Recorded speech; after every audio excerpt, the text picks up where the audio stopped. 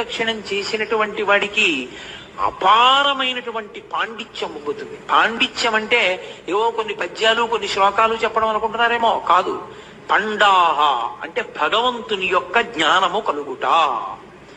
భగవద్జ్ఞానము కలగాలి అంటే తనంత తానుగా లోపల పొటమరించాలి అంటే బుధవారం నాడు ప్రదక్షిణం చెయ్యాలి. గురువారం